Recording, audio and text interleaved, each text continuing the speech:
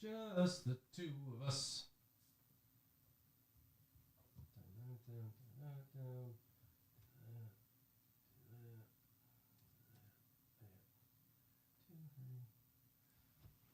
Woo!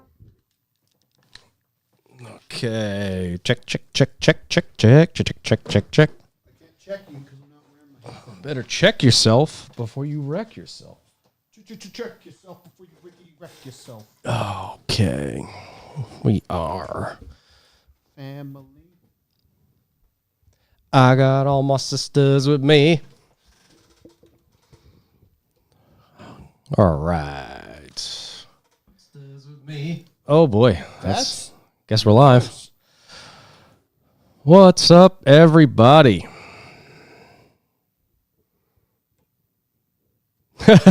Tim Connor's in the chat already. Who's going to talk over you guys tonight? Tim, get in your car and drive really fast. You can make it. Het your feet off my seat. Who said this?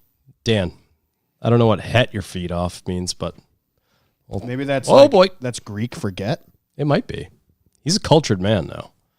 That's true. Het them feet. That sounds more German. Yet. Okay.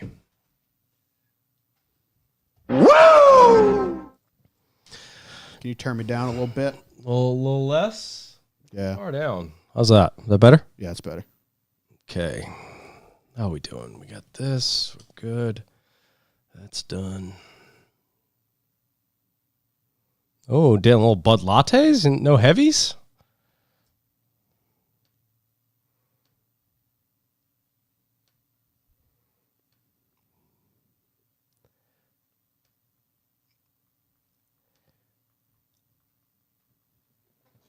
All right, chat. Reddick or Bowman? I mean, Reddick or Byron from a pick.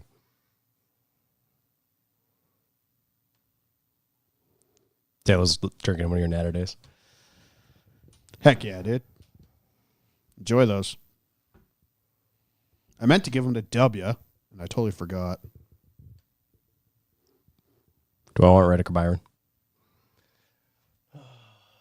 Okay. Ready for this?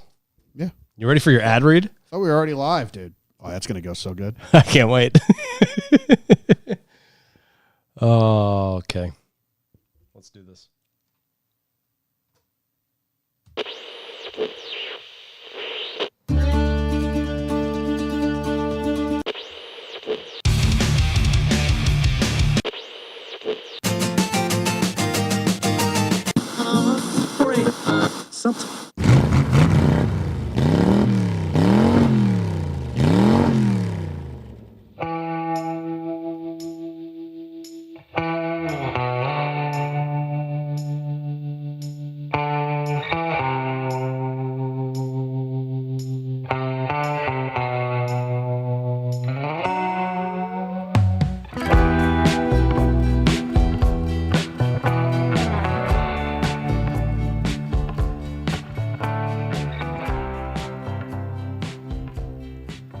All right, ladies and gentlemen, welcome back to yet another episode of the Loose is Fast podcast, your podcast home for all things NASCAR and some things not. I'm Kyle Belcher and joined, as always, by Norm Peltier. Hello. No Dan Walker this week as he is traveling the world. He's abroad. He is abroad. I think he's transitioning as we speak. Oh, man. On this episode, we will talk some NASCAR news, recap playoff weekend in Las Vegas, answer some questions, have some fun, chat with you on the old YouTube. But before we get into that and everything that is this wonderful podcast, Dan is off this week. So, Norm, tell the people how we put on such a splendid production. All right, everybody shut up. I'm going to do something. All right, it's quiet. Quiet on set. I need absolute silence when I read my monologue. Loose is Fast podcast brought to you this week and like every other week by RivalMotoring.com/B4B. Norm, what's B for B stands for? Box of the Boys! Box of the Boys is a pay-to-win system. That's pretty much all I got. Yeah, You were actually doing pretty good. So Box of the Boys is a system that it pretty much helps you guys help us. It puts a little price tag on this where it's not forced, but it's an optional little donation. We have different ways of doing that. One way is to go to revivalmotoring.com/B4B and send us a little money. Send us a fun little note. Make Revival Motoring read the note. Put in a little quotation at the end that it's for us, but in the small little kind of subscript at the end of it, so that way they're forced to read it before they realize that it's for us, actually. Couple other things we do is we have our store. Yep. looseisfast.myshopify.com. Yes. I added some new stuff to the website this week. You did. We got a couple of requests for some dad hats. So we now have a leather strapped backed dad hat, which is the classic Loose is Fast logo on it. Comes in black, blue, green, and gray, I think. I had a camel option, but it didn't show up for some reason. Don't know. I don't know how the website works. Also added mesh-backed snapbacks. Ooh. I know those are popular with some YouTubers and stuff that I watch. It's just... Oh, I almost hit myself in the face. I got scared. I thought I was dying. It's a mesh-backed normal snapback, but it's a round brim style with just double window on the front, little logo on one side. Thought that was clean. It looked nice. Less invasive than our normal hats, which I prefer. Big flashy logos on them. This is a little cleaner. Also a winter beanie.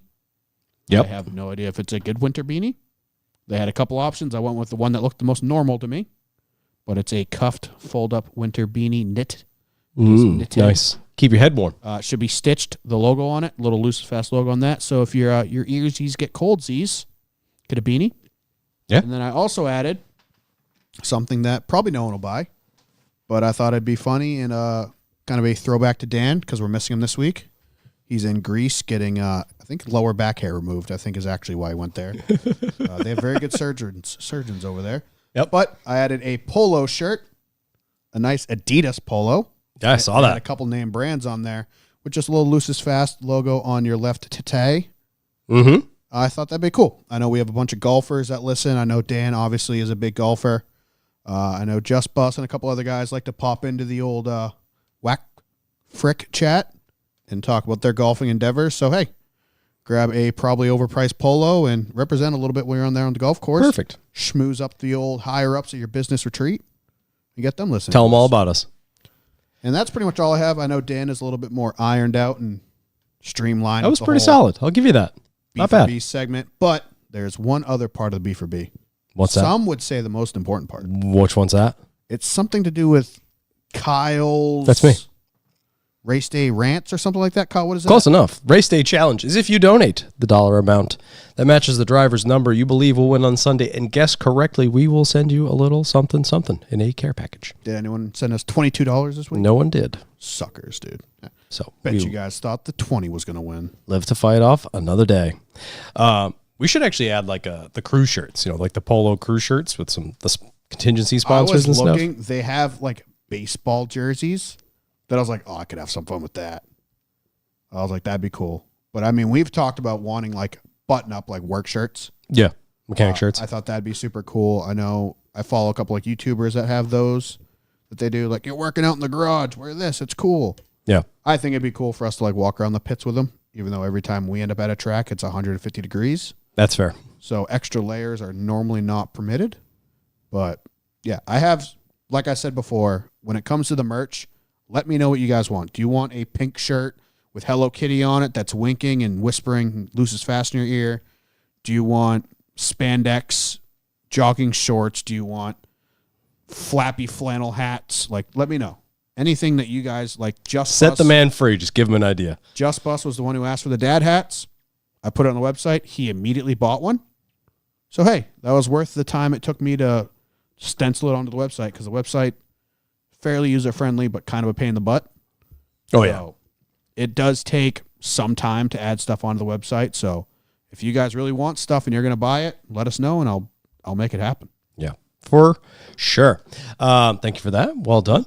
We will head into our callbacks as we always do. No TV rating callbacks as we did both last week because we recorded on a Tuesday. Yeah, I do not want to know what the ratings are for this week. Yep, I do not want to know. We will find out. But we will get into the ever-tightening battle that is the race picks. Yeah, the battle for second is tightening. The battle for second is tightening up. Calling back to our race picks for Las Vegas. Norm chose Mr. William Byron. I chose Mr. Kyle Larson. And Dan chose Joey Logano, the race winner, giving Dan 2 points, bringing him up to 9.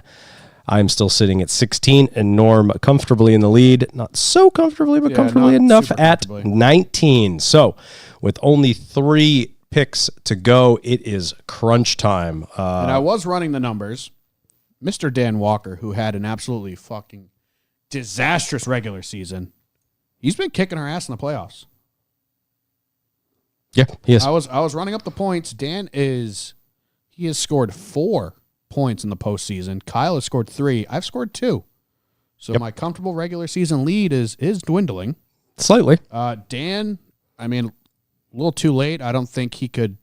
Yeah, he couldn't possibly get into second place. No. Dan he's going to make the final scoreboard look less bad than it should have. Yeah. Yep. Because that man had like 3 points at Richmond. So Yeah, he's making a strong charge towards the end. He done needed this. So good for him. But due to the absolutely horrible luck that Kyle put on Mr. Kyle Larson, Kyle is picking first. I have to choose first. Big decision here. So I was stuck between Reddick and Byron. Talked about Bell as well, but I think in the must-win scenario, I will take Reddick. It is a piece of shit. big risk, but I am going to make that choice. I don't love it. I don't trust it, but I'm going to try. See, we talked about our picks before the episode started because Dan has already phoned in his picks from, I don't know, the pyramids of Giza or wherever the heck he is. But Kyle swore to me that he wasn't going to interrupt my pick, and I told him stupidly that I was going to pick Tyler Reddick. I was in between the two the whole time. Kyle I told you that in the squashed my first place. dreams, and now I have to pull a rabbit out of my hat and pick somebody new. I don't think there's anybody good I want to pick. So I'm going to go... Oh, fricker. I didn't look at all to see who I could have picked. Well, Dan phoned in his option, so we elected to give him Mr. Kyle Larson. I'm going to go with Ryan Blaney. Blaney. Well, what was his actually order of picks? Dan should have been last. Oh, Kyle or Dan. I'm sorry. Dan chose Larson, Bell, and Bowman. Okay, so we'll give him Larson. Yep. Because that was his first Larson one. is his first pick. All right, so lock it in. For Homestead, we have Reddick, Larson, and Blaney. We'll see how things shake out as this gets closer to the end. Yep. Now, with no Dan in the studio, this is a little bit tougher to do, but get into the last segment of callbacks in which we call Norm's Scheme of the Week. What did you like this week, Norm? There was nothing really jumping off the page this week. Not a ton of unique ones, I don't think. The 45, I liked it. I think the Jumpman? The 45, that's the best Jordan scheme I've seen. Pull it up on the screen here for anyone watching on the old YouTubes. I know, like, Psycho Bob, not Bob, loves all the Jordan schemes because he loves Denny Hamlin and the taste of his sweat. But none of the Jordan schemes have really, like, done really good for me. Just because their logo placement's usually bad. It's usually just a splash of colors to look like a pair of sneakers that I don't think look good. But this one scheme looks good because the logo placement's good. Yeah. Like that Jordan font going over the quarter panel where it's all like eroded and kind of looks like it's like streaking because it's going so fast, whatever their design behind it is. Yeah, it looked banging. It looks really good. I love black and white. White cars are always the best. And the Beast actually like fit in because they didn't just black off the rear quarter. Yep. So as far as a Jordan scheme goes, I think this is the best one we've seen. Okay. I like it a lot. A couple notable entries. The 71, like every other week. I love this scheme. I think I picked I this like that scheme looks earlier good this year. You did. So yeah. I'm not picking it again, but for whatever reason, they're like Warthog Air Force looking scheme. Is the best. And then the 16. The 16. I actually like the South Point car a lot too. I hate the colors. Well, that's their colors. Yeah, that and like the I think it looks good. TMC, the junior sponsorship. Yeah. the gold, red, and black. I just, for whatever reason, they just The Air Force car looked good ran too. together. Yeah, it's kind of one of those schemes where they didn't differentiate the colors enough, so it just looks black. Yeah. The 16, the spicy chicken. That looked Yeah, this scheme's really sweet. good. Something I pointed out. I like the dice on it. That was Me and Joe nice Sanchez, touch. who I think, nope, I thought I saw his name pop in the chat. We were talking about this on Discord. Colleague forever has run their roof numbers bright yellow for the spotters, but no slant, no skew to them. They're just big block numbers. Denny Hamlin for years ran it on the 11, no skew on the roof number.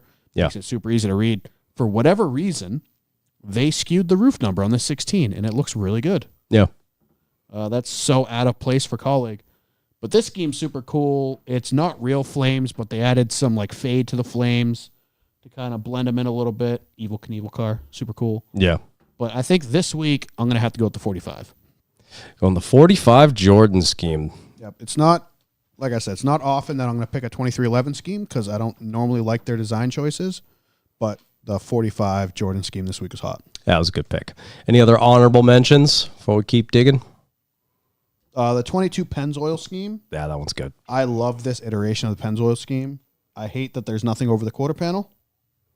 I know. It looks smooth, though. I like that.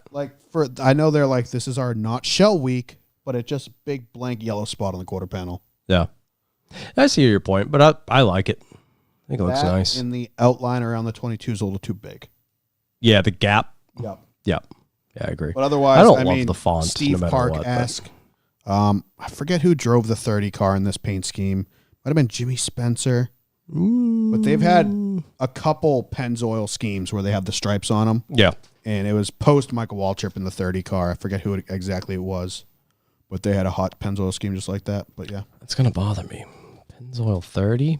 Yeah, you're going to get a lot of Michael Waltrip, which was the yellow with the little black and red stripe on the bottom. But there was one with a DEI-esque black stripe on it.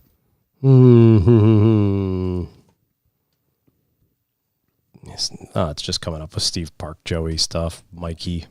Yeah, that's going to take some digging. We'll keep moving. All right, scheme of the week, the Jordan 45. Even after it flipped? Yeah, right. The Some Things Not segment, in which we call Off Track. What do you got for the folks, Norm? I really don't have much. Bought a new set of pitters this week. Nice, to get rid of the scratchy ones. Yeah, my old ones are beat. Those things were They destroyed. Were hammered, dude. I get my money's worth out of my sunglasses because sunglasses are expensive. Yes, you should. But my buddy and I, we always send each other sunglasses back and forth. He's a big Heat Wave guy. I like Pit Vipers. Yep. But there was ones that I think I pointed out to him like a year ago. I was like, dude, these ones are sick. Like the colors of them. They're like black with like teal stripes on them. And then the lenses are like purple and pink. Ooh. Like just super like weird colors, but I like them a lot. It's kind of like my favorite color combo. And he sent to me like, these are on sale. I'm buying them. I was like, screw that. I'm buying them too. How much were they? Like $60. That's not bad. Yeah, they're like half off. That's not bad at all. No. Hell yeah. And I love Pit Vipers, dude. I get it. Like the owner of Pit Vipers kind of sketch sometimes. He doesn't seem like he's a very fun guy to do business with, but I don't have to do business with him. I'm a consumer. And I just love Built a fun company, though. Yeah, I just love their website. It's like, looks like it's freaking straight out of like Windows 95. It really does. Like all the emails they send you back and forth, like, your item has shipped. We think. Let us know. And like, it might have been delivered unless the guy took it, but it's probably there. Like everything's just super fun, old school.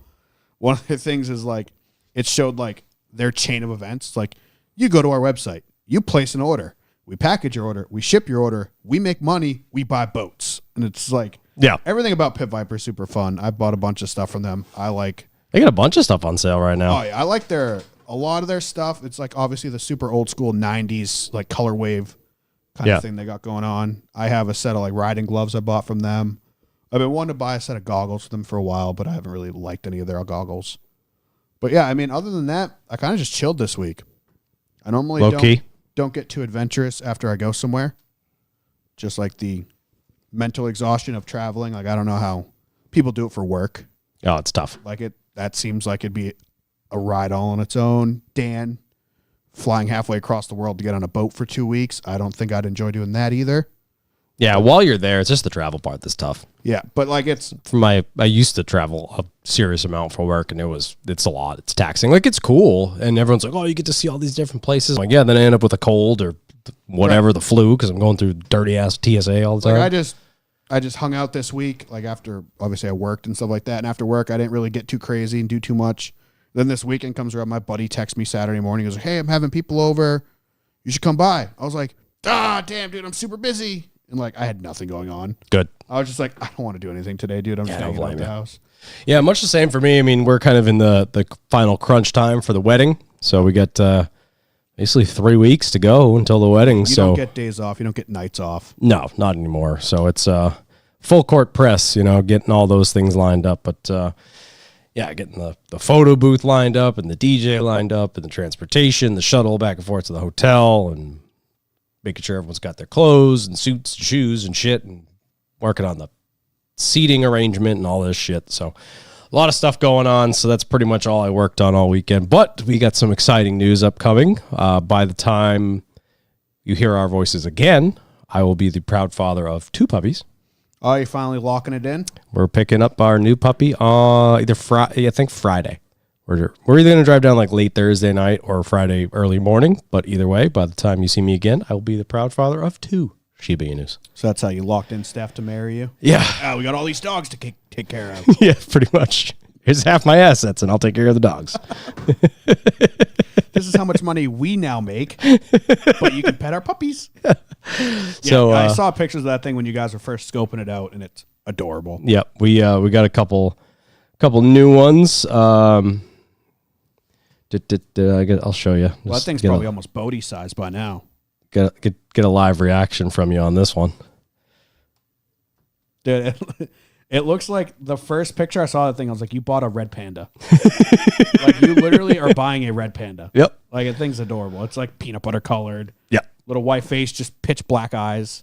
She's cute. Yeah, it's super adorable. And her name is Miso. Miso. Like the soup. Miso horny. I knew it was coming. I said that as soon as you told me the name in Charlotte, I think. You're like, oh, we picked a name for it. I was like, oh, what are you going with? Like, thinking you'd be like Salem or something like kind of fun and catchy. And you're like, Miso. I was like, Miso horny? That's what you guys really nailed? Like, this is it? Nope, like the soup. So, Bodhi and Miso. We had a rabbit as a kid. Only animal we've ever had that my dad named. Mm-hmm. And we're like, Steve. No, Stu. Stu? Here's our rabbit stew. Because my dad's like, that thing fucking eats one thing in this house and I'm cooking it. So we had a white rabbit, like straight magician, pull it out of a hat, white rabbit. I don't think we had it very long. I think my dad might have actually cooked it. But its name was Stu. That's awesome. And it's because my dad made one corny dad joke. That's good. I like that a lot. I was like, yep, that's it. I like when people name their animals like normal names. Oh, that's my favorite. Like, I had a cat named Paul for years. He was a good cat too. Yeah. But I named him after the Family Guy skit of Adam West going around with a cat launcher. He's like shooting cats all over the place. He's like, all right, come on, Mittens, come on, Paws, come on, Spot, come on, Paul. Paul, what a ridiculous name for a cat. And I was like, that's it. That's the name. I'm like, I'm naming a cat that. Like our friend Toby had Cletus, the Basset Hound, was such a great name, and it's a perfect name for a Basset. I think like Alfred. I dropped the ball when I named my 2 most recent cats. Like, I liked it at first, and now I'm like, I could have got more creative with this. But like, I had Paul for a long time. He was my cat, probably like, I was probably 12 to like 17 years old or something. We didn't have him very long. He got sick apparently on freaking Paul. But damn it, Paul. We got a cat shortly after that. My sister's cat had a litter or something like that. And they're like, we have one extra kitten. You guys want them? And we were like, yeah, whatever. Like, we live in a zoo. Like, we'll just take another cat. And it was right after Paul Walker died. Like, right after. So, what's that, 2013 or something like that? Yeah. And we got it, and I was like, I'm going to name this cat Walker. Because I have Paul. I'm going to have Walker. And, like, obviously grew up watching Fast and Furious and stuff. I liked a lot of his movies. I was like, these are cool names. But I was like, can't just be Walker. So, his legal name is Walker, Texas Ranger. And I still own him, and he's a sociopath. This cat is insane. But Walker Texas Ranger legally is his name. That's fantastic. Yep. I love it. All right. Well, that does it for the old off track. Let's get into it, shall we? Yep. Donald Runkle, what's up? Breaking news. Donnie Baby was in Vegas this week. Oh, was he? You Hell got to yeah. see Michael Jordan, dude. The news. We will get into some of the recent trials and tribulations, if you will, of the NASCAR world in the news segment, but we'll start off with NASCAR. In some updates with the legal battles that are going on, it is going to get ugly. Oh, my God. They are already trying to drop bombs. Yep, it is getting ugly. So it came out this past week.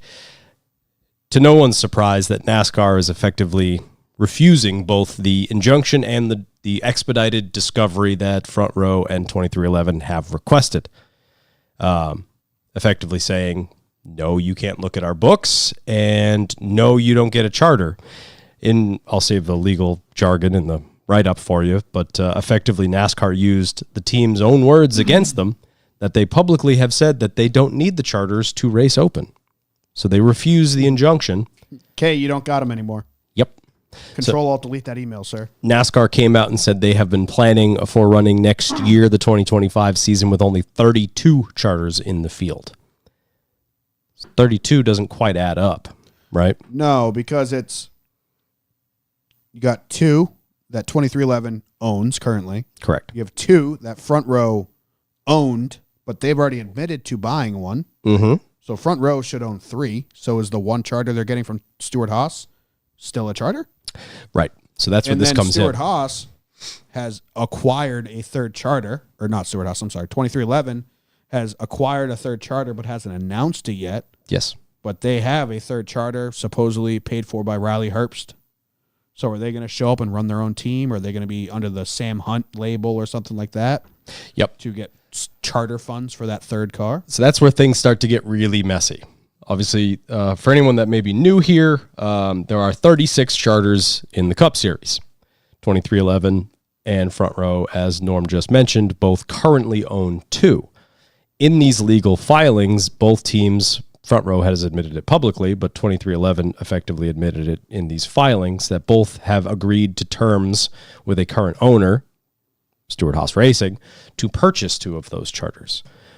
The way that those dealings work, when those purchases happen, they agree to their terms, whatever the case may be, dollar amounts, you give me, piece of paper, done.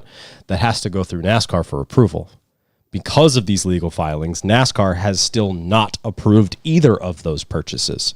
So they have effectively blocked the purchase of those 2 additional charters, meaning those 2 charters are still stuck with Stuart Haas Racing. Right. So pretty much when Gene Haas signed the charter agreement for that one car that he's planning on running next year, he locked in 3 to 4 cars. He locked in 3. Right. Yeah, Well, because the Trackhouse one, that one's they okay. signed the deal, yes. So I don't know where this is going, but you can see where this is starting to get really ugly. It's like, what's going to happen to those extra 2? Is Gene stuck with them and he's going to have to sit on them? Is he going to have to field 2 extra cars? Right. Or is he going to have to sell them for cheap to another team? Right. This gives Spire Motorsports all of a sudden is like we'll take one. 8 mil. Like, just lowball the shit out of them. Junior. Yeah. Junior wants a cheap way in. that's- Here's his chance. That's been like a scary thought this entire time. Was the France family can own 2 charters of their own. They can pretty much invent 2 charters for their own personal use. And people are afraid that they're just going to gift them to Dale Jr. Well, there is actually 40 charters. So there's 4 available. There's 4 ones that NASCAR has held back for a new manufacturer. So NASCAR couldn't use those for their own usage. It would have to be a new manufacturer unless Honda shows up and says, hey, we're on the France family Junior's racing. going to show up and be like, my team is Cadillac, actually. Gimme. They'd give it to him tomorrow. Yeah. But yeah, you see where this is starting to get really, really ugly. Yeah, NASCAR is like permission to treat the witness as hostile. They're like, there's not even a judge or anything yet. You can't treat these guys as hostile. Yep. So clearly NASCAR is not backing down. The fight is just beginning. I think the first we're going to hear any decisions from any judges will be, I believe, the 4th of November is the first hearing for both the injunction and the expedited discovery requests on behalf of the teams. So, yeah, it's going to be interesting. Going to be interesting because you see how many different dominoes this affects, because obviously we talked about the Riley Herbst thing, and he was asked over the weekend, and he said, there's a lot of things in the way. He's the 2311 charter. It's not officially announced, but like we know that's the case. But they can't do anything about it because NASCAR's not going to approve that charter sale. Right, but Riley Herbst's charter is paid for by his dad. Right. Who's to say his dad doesn't now just give Gene Haas the money? And run it out of Stuart Haas. Because it's seemingly the connection was probably 2311 and Monster. Right. Was one of the main things that tied those two together. But now that maybe it's going to be cheaper to run it through Haas now than it would be through 2311 because you're only now renting a charter rather than buying a whole new one. Right. Because you're buying your way into a pre-existing charter. You don't have to buy it and bring it somewhere. Right. So it's all a little fishy right now, but it could lead into teams like RFK, like I said, Spire, Colleague, any one of these teams that currently has room to grow. Well, guess what? There's two charters that people seemingly can't buy. Right. Which also will effectively drive the value down. Right. So, I don't know. We'll see. There's a lot to come, and it sure doesn't seem like anyone's willing to settle. No, you got two butt-headed guys going up against each other now. Yep. It's going to get ugly. And like I said at the very beginning of this, who's going to suffer the most? The fans. Now it's the fans suffering because they're going to have to deal with all this. It's also, Tony Stewart and Gene Haas suffering because they're not getting the payday that they were expecting. Right. Riley Herbst suffering because he doesn't have anywhere to go. Right. Who knows? They never announced who that third front row guy was going to be. Yeah. They have next year, they have Todd Gilliland. He's staying. Noah Gragson signed. Yep. And they had a third car. Assumed everyone was kind of leaning towards Gilliland, or not Gilliland, I'm sorry, Zane Smith. Mm-hmm. Seeming like he was going to come back to the team that started his NASCAR ordeal. But now it's like, who's getting screwed here? Yeah. There's a lot of now what's going around. So we'll see how it all shakes out. But it is going to get ugly this offseason. But at least we'll have stuff to talk about. Yeah. It's just unfortunate that it's such a small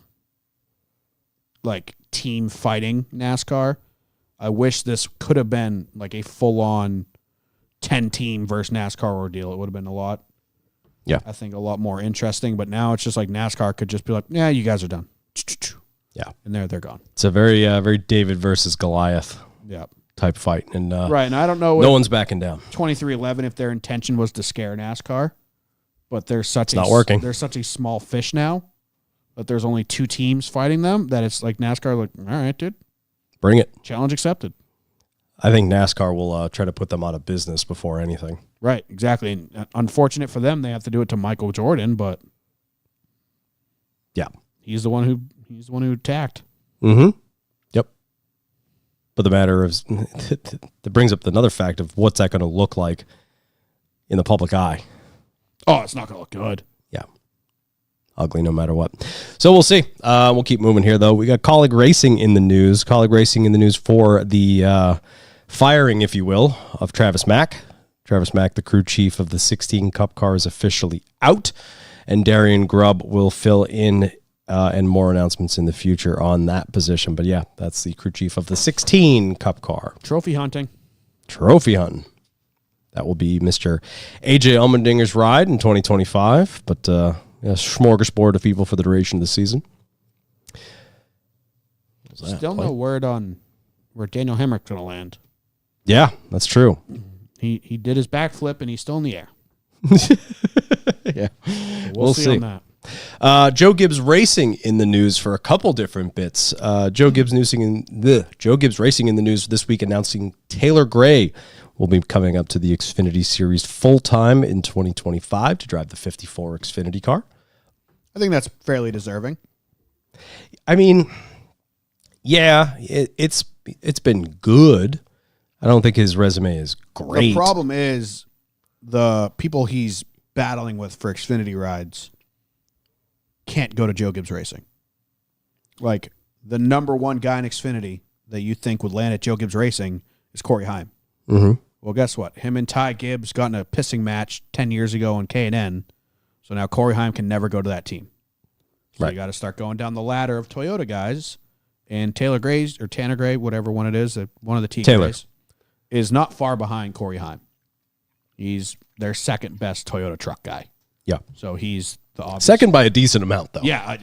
There's two guys in truck just running away with it. And now I think Lane Riggs has kind of thrown his hat in the ring as well. As Hell yeah. Hey, I'm here to play. Yeah, he is. If he did this all season, dude, it'd be a 3-horse race. Yeah. Yeah, that front row 38 truck is doing quite well. Yeah. It's funny, actually, while we're on the topic, when we were doing all the shop visit stuff, when we pulled up to front row, I mean, nice shop, well maintained, it's clean, whatever, but like you pull up to that building, you're like, this is the shop of the people taking on NASCAR? Like it's pretty small in comparison. Seen their shop in a long time. Obviously, I've never been in person, but I remember they were like on a cul-de-sac and there were multiple teams around there. Yeah. But I remember it being like a nice looking, like industrial looking building. Yeah. Doesn't look like a race shop. Like you pull up to like what Spire is now. Yeah. And it's like, that looks like a race shop. Big glass window, cars out front. You pull up to front row and it's like, oh, is this Steve's powder coating or Bill's laser engraving? Like it doesn't jump out as a race shop. Yeah. And now it's like, all right, now they're planning on racing 4 cars out of this thing. I don't know how. Like that's not a lot of room. And then we had some freaking powerhouse shops back in the day that people don't even know existed. Like I remember I talked about this when Vaughn Gittin Jr. bought Kenny Schrader's old race shop. Mm-hmm. Place is freaking massive. And I was like, why weren't other NASCAR teams looking at this building? Yeah.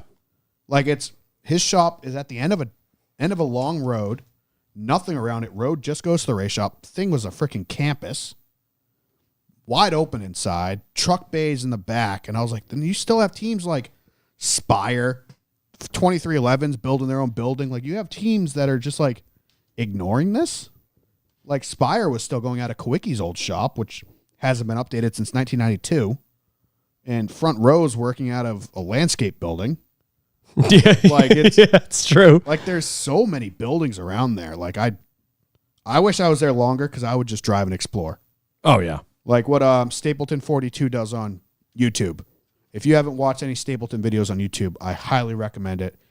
He's a super weird dude, but he came from Pennsylvania, moved down to North Carolina, and now he's just like absorbed in the world of NASCAR and he loves the history of it. Yeah. And he loves going around to these old shops and he gets big name guys. He really does. Like he got freaking Kerry Earnhardt to just drive him around Mooresville for an afternoon. Yeah.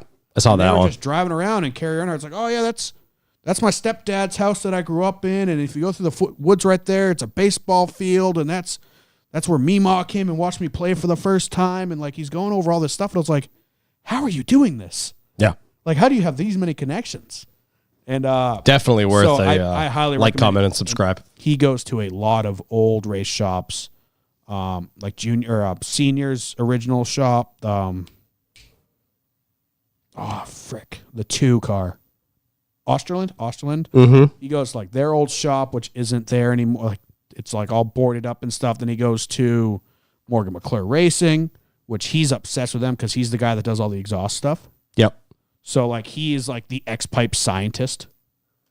And like the Morgan McClure, the famous Sterling Marlin video of the 4-car qualifying at Daytona with like the craziest sounding exhaust note of all time. Like he like spent a year of his life diagnosing how that exhaust worked and testing it on his personal cars and trying to get the tones to come out. He has like an LSA swapped old Monte Carlo. Yeah. That he's trying to get sound like a Morgan McClure car and stuff like that. So he's a super good watch, but he goes deep into the history of it. And he's going to a lot of these shops that are still around. Yeah.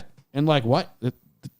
This Skull Bandit Racing is still technically a building and they still have cars in it. Like they haven't been a team since 1988. Like what's going on here? Like it's crazy cool stuff. And when I was driving around Welcome for RCR and all the other ones, there's a ton of buildings in that like complex that are closed, locked. It's like, authorized personnel only. I'm like, what's in there?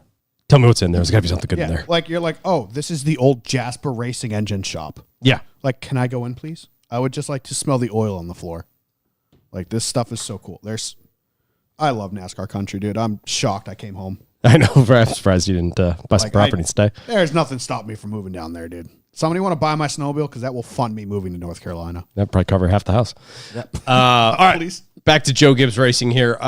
In other news with that 54 Xfinity car, there is a new listed owner of the 54 Xfinity car, Mr. Ty Gibbs himself. Shocked.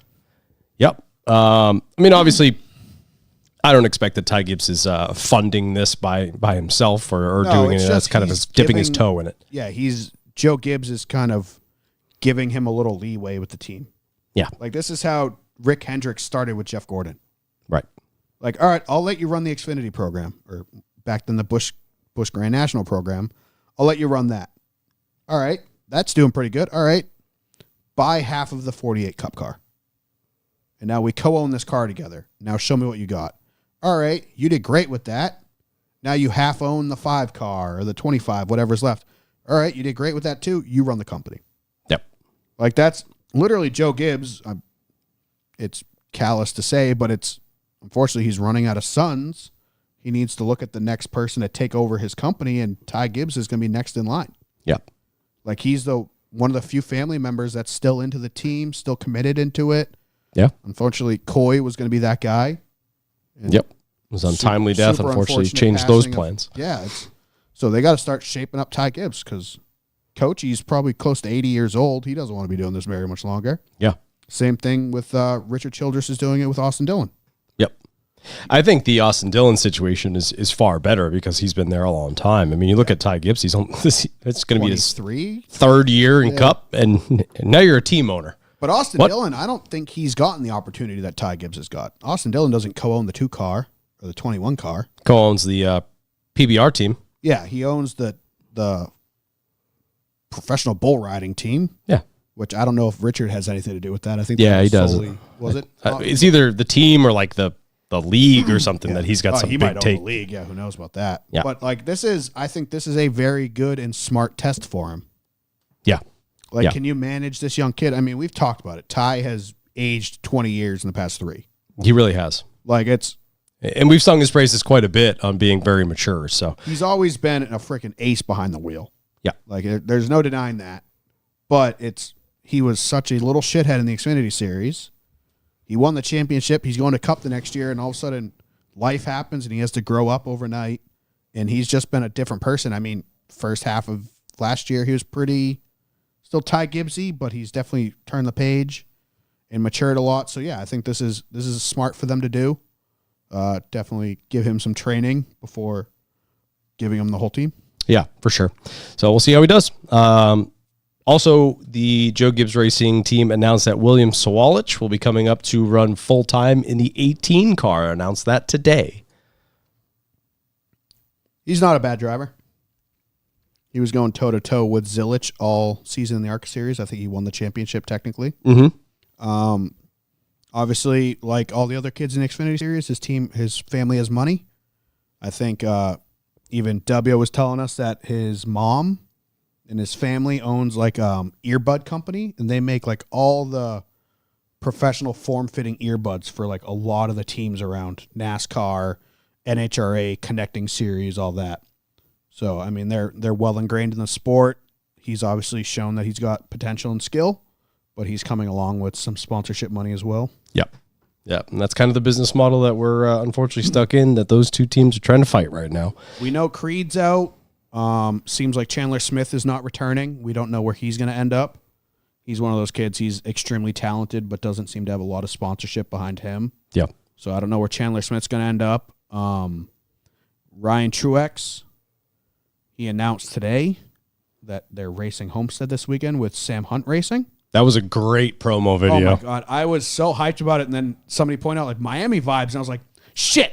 Like that's Just a one race deal. Oh, like they're just announcing Homestead. Like I was praying that it was going to be like 2025, 26 and 25 or something like that. I was like, yes.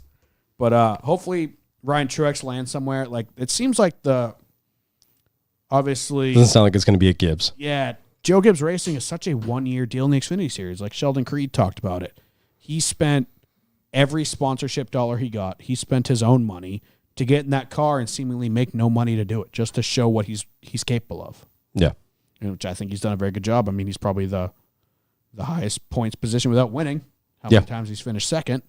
But it doesn't seem like a solid landing spot for anybody. I mean, Brandon Jones is going back seemingly.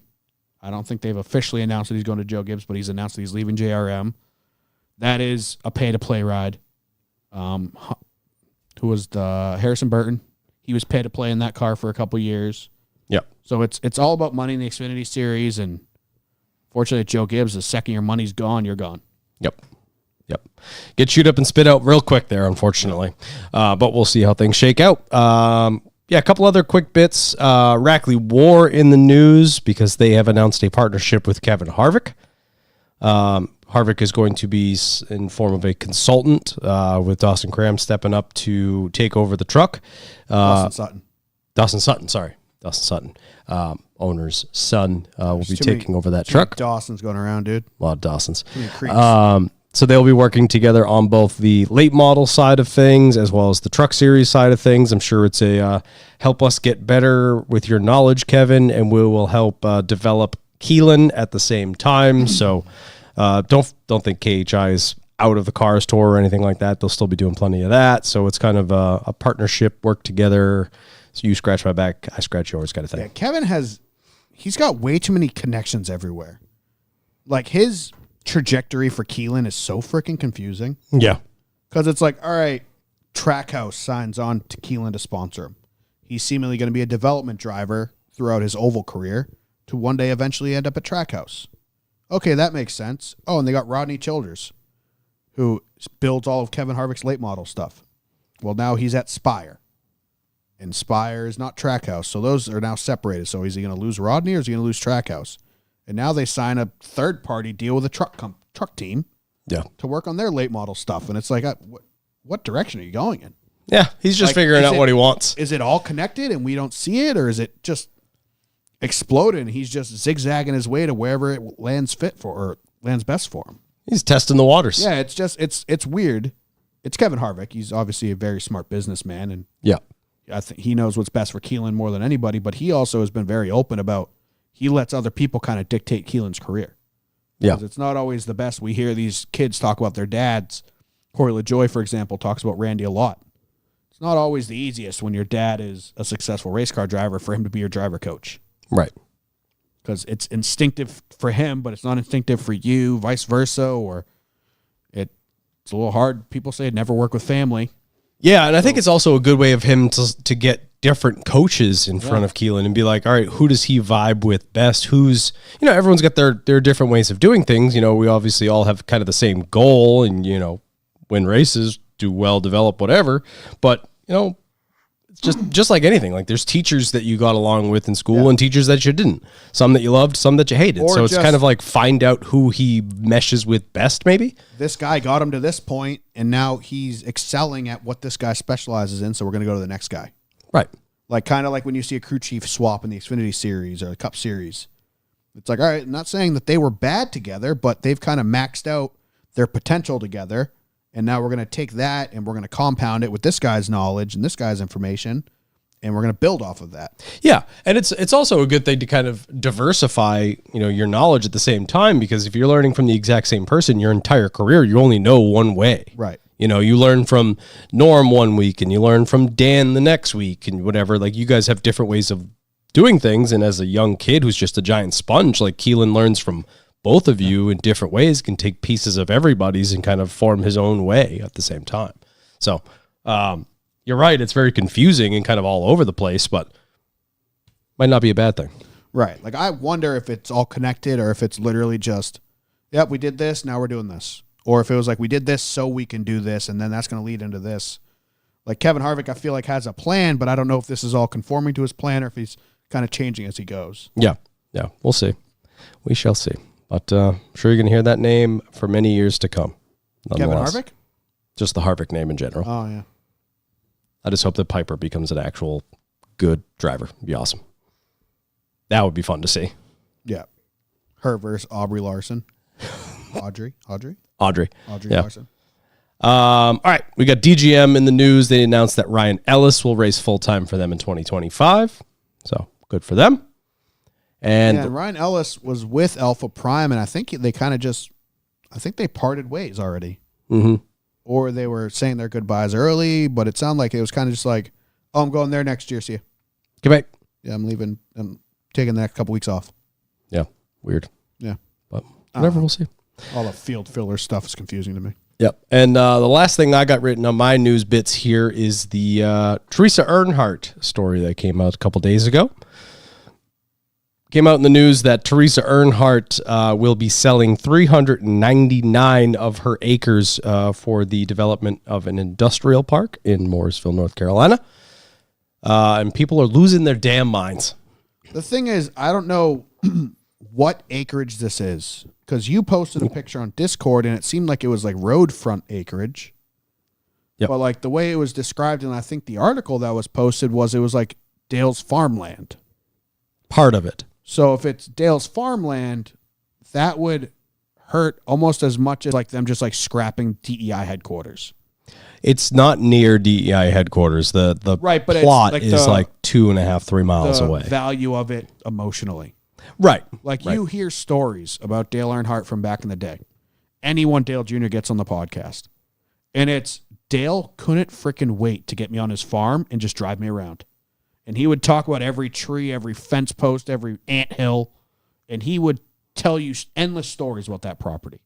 Yeah. He valued his farmland more than somebody who grew up extremely poor, never owned 2 shirts at the same time, now owns 500 acres of farmland, and he can just show you it all. Yeah. Like, that was something Dale Earnhardt was extremely proud of. Mhm. So it's like, that's what hurts for me to be like, she's strip mining his property to put in freaking storage units. Like, that kind of hurts. Yeah. Yeah, that I understand. But I did a quick Google search, so I don't know how much merit this really has. So take with it as you will. But the short bit of digging that I did, it looks like Dale owned just over 600 total. So from the looks of it, she's keeping 200 plus. Yep. And from the Google search that I did, it doesn't look like it's the farmland closest to where he spent his time. Right. I'm assuming the farmland that the stories of him taking people out in the pickup truck around and stuff like that is attached to his house. Yes. That is my assumption, is he walked out the front door, got in whatever Chevy truck they gave him that week, and he just drove it around his farm. Yep. So when you posted a picture of the wooded area along the main road, I went, that's probably not it. Like, that is Right. probably just part of the land that he never used. Because I don't know anything about Teresa, but I imagine she goes for walks around the property or whatever. Like, she's got kids, she's got grandkids. Like, it seems like something she would do. So that's why I was like, all right, if it's random, like adjacent property that Dale never really cared about or used, I'm okay with that. Yeah. I mean, she's in her mid 60s now, give or take ish. Yeah. She's got a lot of assets, and she's not going to have, she's got more yesterdays than she has tomorrows. So if she can unload, 400 acres for $30 million, now's probably the time to do it before you can't even use it. That being said, I think it's a good sign that she's starting to sell things. Yeah. That could be a good sign, but like I said, I don't want everything being ripped apart and sold for scrap. Like, I'd sell it all as one piece. You know what I mean? Yeah. Like, if Austin Dillon wants to go out and buy Dale Earnhardt's property, let Austin Dillon go buy Dale Earnhardt's property, and then the next generation will take it over, whoever. Right. So, like, that's what I'm like, I want to keep as much whole as possible. Yeah, and I said this in the Discord as well. I mean, like, we all know Dale was a very good businessman. Yep. He definitely cared about his property, and this property is not where his former house is.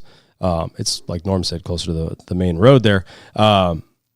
So, I mean, who's to say that he wouldn't have developed some type of industrial park and had a whole bunch of the Chevy team to move in? Right. There's tons and tons of stories that Dale would have, they'd have the meeting after the race, and he'd be like, how much money do we make in merch sales? How much do we make in the purse? Like, Yeah. he was very business savvy in terms of the financials. So, like, if he could have developed 400 acres to have 10 race teams move in and just pay him and have everybody on the same block, he Right. absolutely would have He done probably it. had So, plans for every inch of property that he owned. yeah. So, When he died, he probably knew exactly what was going in that spot, exactly who he was selling that to, who he was doing a deal with for this.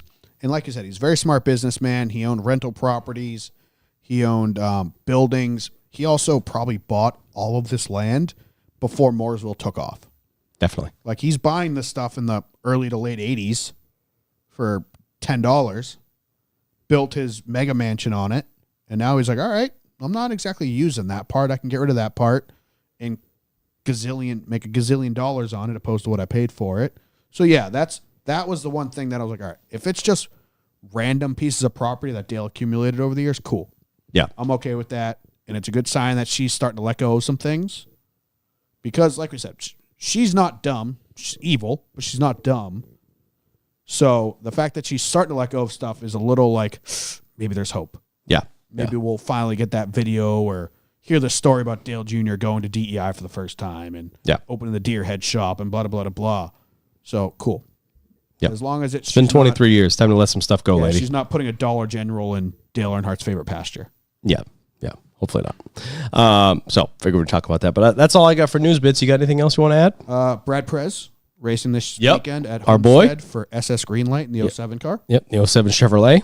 Absolutely bonkers, gorgeous paint scheme. That Put on thing's sick. The Space Beans Apex Roaster scheme.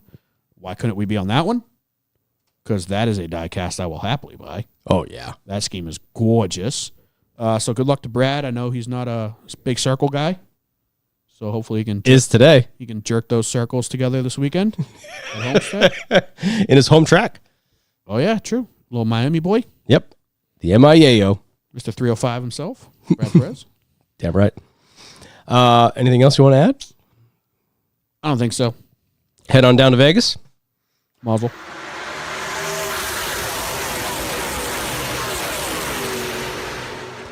Las Vegas for the first race of the round of 8. Both Xfinity and Cup truck off this weekend, as they are seemingly every other weekend. For the next year and a half. Probably. But we started the weekend off with the Better Health 302. I mean, solid race. Neither of the races were They weren't bangers, but they were lights out, good. super exciting, but they weren't bad races by any means. No. To kick things off for Xfinity race, Sheldon Creed ended up having to change an engine, and Weatherman both started out back. But, Brandon Jones led the field to green, and he took the pole. Not a ton to write home about, aside from SVG having issues in the first stage. Lost power, ended up going to pit road, wasn't firing up. But your boy, Mr. Cole Custer, taking the first stage. That's my hero right there. That's your boy. Pick it up where he left off last year, baby. Yeah. And actually seeing Justin Allgaier have a halfway decent race was a shocker. He got 2 good stages, That's fair. which is what he's done all year, and then he seemingly explodes in the third stage. Pretty much. He's up to, 16 or 17 stage wins by now? Yeah. Yeah. An unbelievable amount. He's got more points via stages than some people have for their whole career. Probably 25. Yeah, easily. And had like in the top 25. 3 and change second lead in the second stage. He was out by a mile. He took off. Yeah. Ultimately taking the second stage as well. Starting the third stage, early in the third stage, we had an interesting stack up. You see this on the restart? Yeah, with the 19, I couldn't really see what caused it. It was really weird. Like AJ leads the field to green. I think it was Allgaier on the outside or something like that. And the inside line just stacked up. Sammy Smith gets into it with Taylor Gray, meets a wallop of a hit there, but it was just a weird restart checkup. And they replayed it 5 times. I even went back and replayed it again myself, and you couldn't really pin it on anybody. Who spun their tires? Who changed lanes? It was just a mess in the 19. And it's not like it didn't look to me like Dinger waited and caught him off guard. No, honestly, we had way messier restarts in the Cup Series than we did in the Xfinity Series. Yeah, just weird, but interesting stack up there. Stayed green for quite some time. Obviously, we have pit cycles, so the front kind of jumbles up there, but Josh Williams kind of was the ultimate last one to pit to give AJ the lead back. And then we get to watch the Ryan Sieg. Well, the Josh Williams pit wasn't exactly clean either. Well, yeah, fair. They didn't put the cap on the gas can. Oh, God. And the freaking poor gas man is standing there with his hand over the fill spout. I'm assuming that's the fill spout of the gas can. Yep, it is. Just trying to hold it on his shoulder, and it's just dropping 15 gallons of gas on the ground.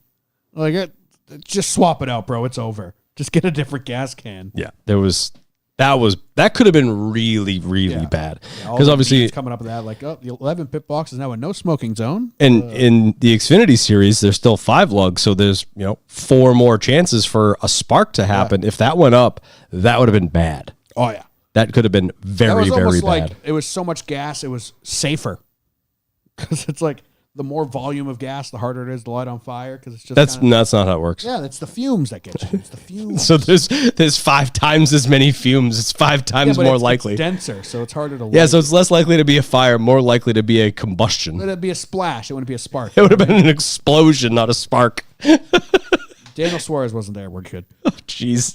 Well, Denny wasn't there to rev his engine. True, yeah. Denny wasn't there to stall and then fire it back up and blow the whole thing to pieces. Like, Sheldon Creed just pulls up and just starts putting it on the chip right outside his pit box. Like, why are you doing this? Give me the ride. If I can't win, nobody can.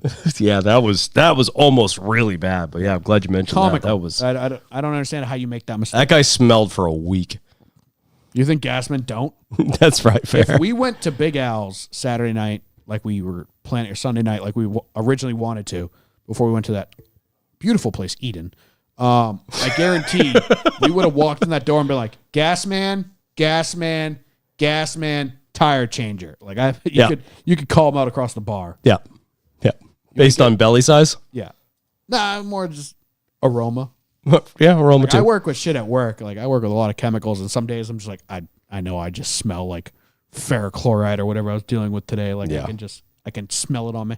Yeah, but how about the Ryan Sieg trying to reel in AJ? Brother, I wanted that bad. I love AJ. Colleague, they've kind of lost my hopes the past couple of years with their super ironic catchphrase. But Ryan Sieg, it's like, dude, he came so close in that. Was that Las Vegas earlier this year? No, maybe Kansas. No, I think it was that was Kansas, Kansas. I think. But he came so close earlier this year to winning. And that's one of those teams that's just like, they're the underdog. Like Big time. You want to see that team do good. Obviously, they have an alliance with Stuart Haas, but it doesn't always come to fruition for them. Like they're showing at super speedways and stuff like that. But to see Ryan Sieg just charge, and he's just digging and gaining on our AJ, like it was like, oh, I kind of want this. Like as much as I want AJ in the Final Four and AJ to get a win at 1.5 miles, which is just who would have seen that coming. It was like, oh, dude, Ryan's catching him. I want him, and then he lost it in one of the corners, got super loose when he was passing him, and then reeled him back in. I was like, God damn it, I want this bad.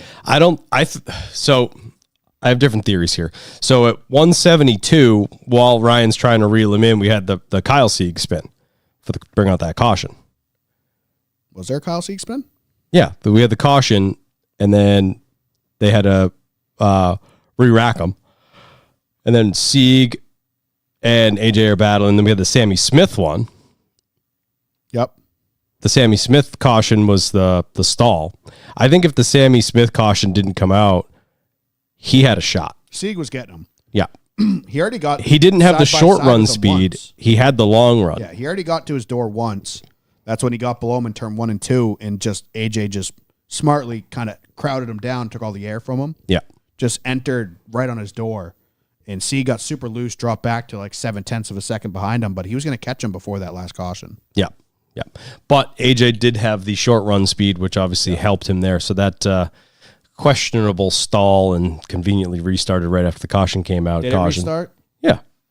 It was stalled and dead, and then the caution came out, and then it fired right back up. Yeah, I see no reason why Sammy Smith would be trying to help out Colleague, though.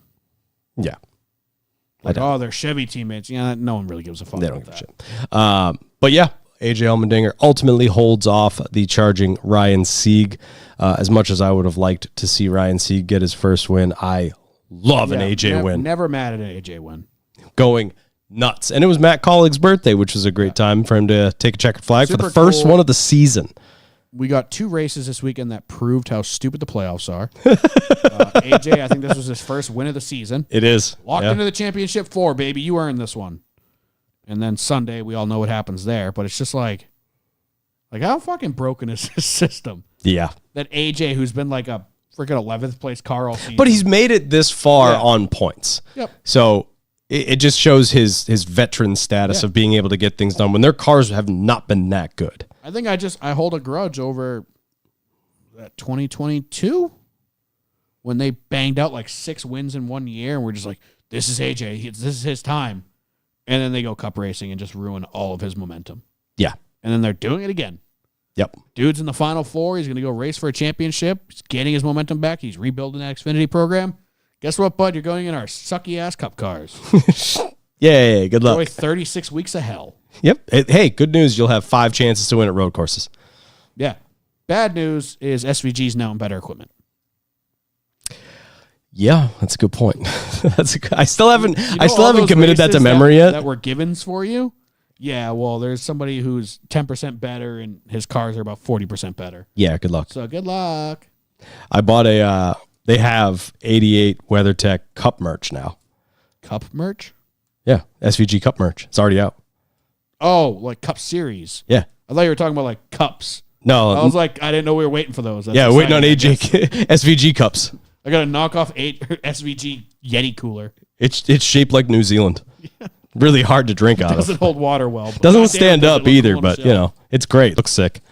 So AJ Allmendinger locks himself into the final 4. So we still got 3 spots open. Let's take a look at the playoff standings. So right now, obviously AJ's locked in.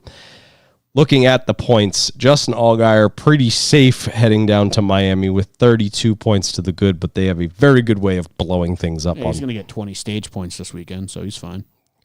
Cole Custer is 16 points to the good, and Chandler Smith 8 points to the good. On the outside looking in for Xfinity Series, we have Austin Hill 8 points out, Jesse Love 13 points out, Sam Mayer and Sammy Smith 23 and 53 points out, respectively. Sammy Smith effectively in a must-win for the most part. Yeah, I don't think Chandler makes it. I think Allgaier, Custer, pretty safe they're going to championship 4. I mean, Custer's not safe. He's got 16 points, but those are 2 tracks consistently that, the 2 best guys. yeah. And then the other ones These 2 all tracks split line in up there. well for Custer as well. Yep. Chandler Smith, they started out so strong. Yeah. I feel like the second half of this year they've been struggling a lot. It's hard to count out Austin Hill. He can seemingly weasel his way into any situation. I wouldn't be surprised if he somehow gets his way to Phoenix. And then Sam Mayer, he's just that annoying little threat everywhere. Mm-hmm. So he could sneak his way into the championship 4 as well. I think AJ is the biggest upset. Yeah, I think it is too. I mean, he hasn't showed up much all year. I mean, he's been consistent, but not consistently contending Yeah, he's as he usually he hasn't is. been a top 4 guy. No, not at all. Cole Custer, Allgaier, top 4 guys. Chandler I Smith, would- in and out, top 4 guy. Austin Hill, top 3 guy all day. I would love to see an upset AJ championship. That'd be fucking bananas. I mean, I'm Team AJ for the rest of the year now. If AJ wins the championship, I am all in on trophy hunting. It all makes sense to me. Yep. The world is round. The sun is bright. Like, everything will make sense again. Yeah. All is If right in the AJ world. loses this goddamn championship, I'm still going to make fun of them for saying trophy hunting. That's yeah. You can't make fun of the trophy hunting if they get the If trophy. they get a goddamn championship trophy, Okay. yep, you're done. You've trophy hunted. You got them all. got your patches, dog. He got the regular season one. SVG's got a whole stack of them. If they get the championship one, they've run the trifecta. I mean, They're good to still go. Need to close down their cup team, but the Xfinity program's working out, Yeah, it's doing just fine. and it always has. Kyle called this 3 years ago. I did. Yeah. Don't overstep yourself. Your Xfinity program's great. Yep. Be a Junior Motorsports. Yeah. Their second building is beautiful though. Is it? Small, but it's nice. Is the second building the cup building? Yeah. I think so. I think I think chassis on one side and then like assemblies on the other side. I want to say, But cup they're side by side. is. Oh, frick! Frick. Rice has talked about it. I What? think their cup building's the one uphill. I could be wrong Could be. because they're one's high, one's low. Yeah. I walked between the two of them. And that's what Rice, like, he made a bunch of, like, videos when they first started their cup team of him getting new scooters. He's like, I'm going to need this to go down between the shops all the time. Yeah, going down would be a blast. Going up sucks. It's pretty steep. And also, side note, whoever at Colleague, probably SVG, is walking their dogs in between the two shops, that dog is huge because there are landmines everywhere. Oh, that's Ronald for sure. Probably. Pick up your shit, Ronald. Yeah. But, I mean, the way this points is shaken out for Xfinity, it's going to be an interesting 2 weeks for sure because this is pretty tight. You know, from third to seventh, you know, separated by 20 points is is a good battle. Not so much on the Cup side. It is a big spread on the Cup side, but we'll get to that and talk about the South Point 400 right now.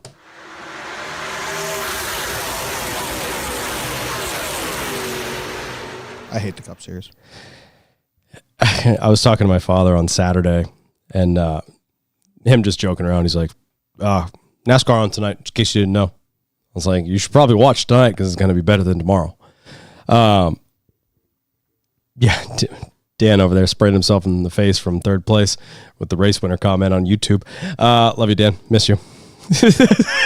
Instantly said spray champagne for third.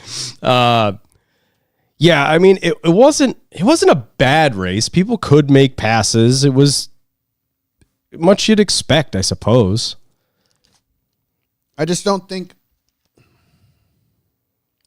we didn't have the craziness that I think we thought we would have with Las Vegas being in the round of 8. That, I mean, it's a really good racetrack. These cars race on it really well. Normally, and they did. The intensity's turned way up. The craziness is there. But it was kind of just like a pretty straightforward race. I mean, other than Reddick trying to tie his shoes and doing a loop-de-loop on the front stretch, we didn't really see much craziness. Yeah, I mean, we saw a lot of 4 wide. There was, watching restarts, looking in the back of the pack, there was a lot of movement there. And, seeing some people charge to the front was good to see. Obviously, with Blaney with the backup car, made it a lot of passes getting to the front. Spire brought rocket ships this weekend. They really did. Yeah. Didn't get the finishes necessarily for it, but they looked good for a while. Yeah, I mean, it was fine. I'm not, calling my dad to tell him to watch the replay, but it wasn't bad. Here's this one replay. That's all you need to watch from this race. Which one? When Daniel Hemrick just absolutely dumped Austin Dillon out of nowhere? No, the Reddick. How about Hemrick getting sick of Austin Dillon, just sending him right into the fence? Yeah, fuck yeah. Good for you, Hemrick. Yeah. How about Austin Dillon getting out of the car and saying that's completely uncalled for? Meanwhile, replays of Richmond are playing. Well, come back from break. Coming back from break, it's a highlight of him wrecking everybody and then him complaining about getting wrecked. Yeah. But yeah, Daniel Hemrick went full Austin Dillon on Austin Dillon and just buried him. Yeah, I mean, there's from the 10-second replay that we were allotted of Daniel Hemrick's onboard, it's pretty cut and dry what happened. We obviously didn't see the 4 laps leading up to that. Sounds like Austin Dillon had been cutting his nose off every corner. Mm-hmm. The one time that Daniel Hemrick decides to do something about it, Austin Dillon was not being egregious at all. Yeah. It kind of just faded down naturally, and Daniel Hemrick said, fuck it, I want the lucky dog. Mm-hmm. Because they were battling to be the first car 1 lap down. I think that was what was on the line there. They were both already a lap down. So I think they wanted to get that lucky dog, and they were kind of sick of each other's shit. Yeah. And Austin Dillon got sent to heaven because of it. Yeah. We got a couple people in the chat. Joe Spinelli gave it a 3 out of 5 stars. Not a classic, but above average. I'll agree with that. Our illustrious co-host, who is across the pond, said it wasn't awful, but it was meh. It was okay, but I'll forget about it in a couple weeks, which is true. I agree with that. I'm hoping there's a race coming up that will make us forget about this one. Yeah. I'm hoping either Homestead or Martinsville is absolute fucking barn burner. Yeah. And that's going to be the highlight of the round 8. Mm-hmm. Yeah, we had some strategy that played into this one. I mean, obviously watching Seabell trying to run Joey Logano down at the end was decent storyline. It didn't quite get there close enough to make it exciting, but I think it was pretty good overall. But yeah, we'll get into some of it. Tyler Reddick winning the first stage for some much needed points there. A lot of trouble on pit road, though. I mean, Larson had the debris, had to come down. He had a loose wheel, had to come down again. Very uncharacteristic of the 5 team. 2 loose wheels. Yeah. The Kyle curse is real. I mean, a lot of this falls on the tire carrier. I mean, he saw that they forgot to tighten or they didn't get the right rear tightened, which shouts to him for noticing that because that's not his job. Yeah. But then he just stood there. And it's like, dog, we're still changing the left side tires. Mm-hmm. And because he never came, he literally just stood there the entire pit stop. I saw that. And he never came around the car to put the left rear on, so they loosened the left rear and then tightened the left rear and sent him on his way. Because the guy never wasted came over so much time. The guy never came over to carry the tire. And Steve Letart's like, yeah, they're going to lose 15 seconds because I was like, dog, they were in the pits for 30 seconds. Yeah. And then they come up, they're 27.8 second pit stop. I was like, that's more than 15 seconds, dude. Bad. Omen just ran off an 8.6. Yeah. You just lost 20 plus seconds in the pits. And for a team that we were singing their praises, most of the, if not all of the regular season, who was absolutely locked in, has completely fallen apart in the playoffs. The 11 team, holy shit. What is going on? Yeah, Denny came out and said his head's not in the game, and apparently neither of his teams.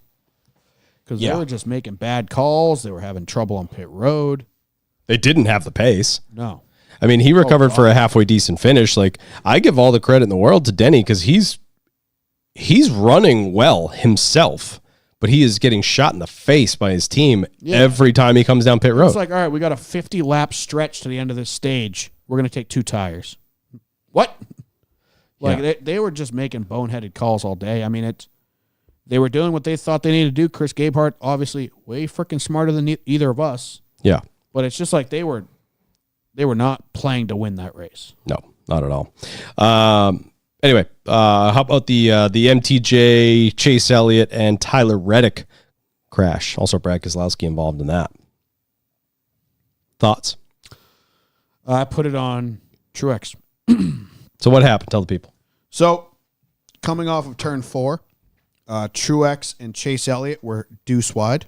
Some would say 2 wide, but I'm calling it deuce wide. Sounds good. Truex was on the bottom. Chase was on the top. Reddick was on fresh tires.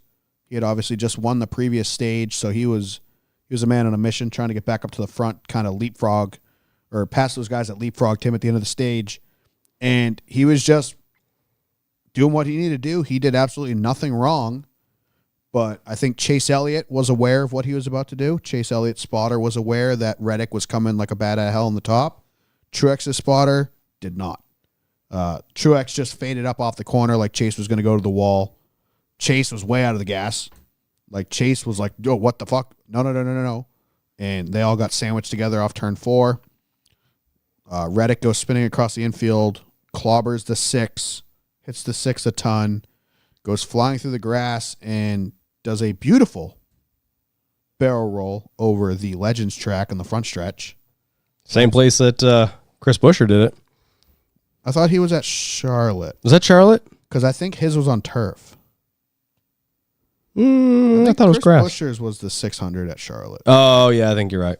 Because his was, we were talking about that in Discord today, or the W was, and it was about the difference between the turf and the grass. Mm-hmm. I don't, like, everyone was like, Dale Jarrett immediately was like, they need to get rid of grass at all racetracks. Like, no, it's maybe do a better job of leveling out the grass and not making the Legends track an absolute fucking jump. Yeah. Because he launched. As soon as he hit the little oval in the infield, it was just freestyle ramp. And it just lifted him up in the air, got the air underneath the freaking baby flat, smooth bottom of that car and rolled it. Yeah. Well, the wheels like dug in and then it sent it over. But he hit it dead sideways.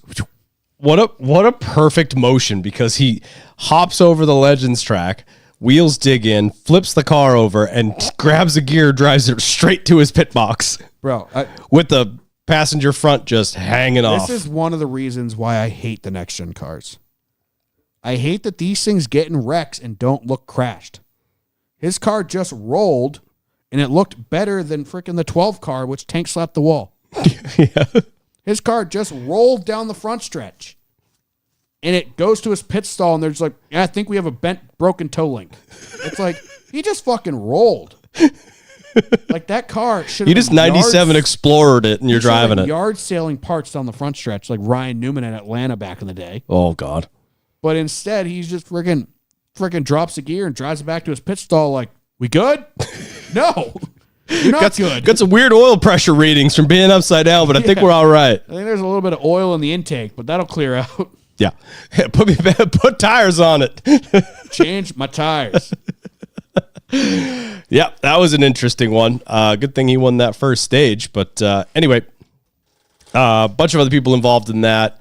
Obviously, Keselowski, we mentioned. Reddick, Austin Cindric goes for a spin because of him.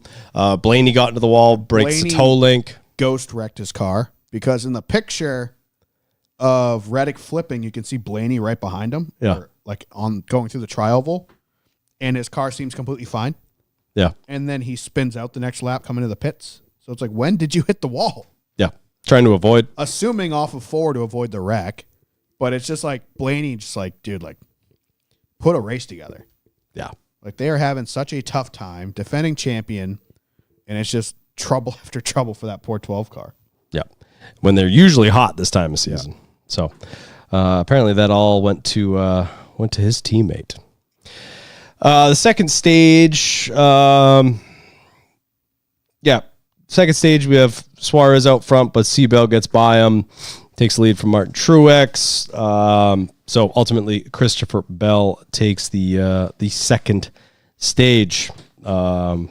Any other points getters there that were of note? MTJ, Byron, Buescher, Logano, Bowman, Justin Haley, as we talked about, running well. Daniel Suarez, Bubba Wallace, and Ryan Preece, your points getters in that second stage. Yeah, I mean, Bell was lights out the entire race. He led 190 laps out of 200 laps or however many laps they ran. He was definitely the class of the field. Yeah. So getting into the final stage, some strategy variations. Give the people a quick rundown of how that came to be, if you will. So I don't know if it was planned on being a 2-stop, and a lot of these guys tried to stretch it to a 1-stop, but it came down to those who pit and those who saved. And I think we had probably 4 or 5 guys who successfully saved fuel, and the rest of the field pitted. And Logano, who, I mean, he was a top 7 car all day. It was the Ty Gibbs caution that basically changed it for a lot of people. Yeah, and he just self-spun. I wasn't home at that time. I had to run out. Yeah, Ty Gibbs and Kyle Larson were battling for the free pass spot. Larson ultimately winning that battle between the two, and it seems like Ty Gibbs just was trying to catch back up and kind of self-spun. There was no damage, didn't get into anything really, and just brought out a caution and gave Kyle Larson his lap back when finally something good happens to him, as he said on the radio, and that's where that strategy changed.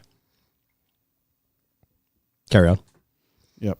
It was kind of a confusing strategy because, I mean, like Dan is saying in the YouTube chat, Logano was one of the few stayed out. Like I said, there was probably 5 who decided to stretch fuel. Like they were talking about, there was a lot of guys, I think they played on PRN, which I was listening to at the time.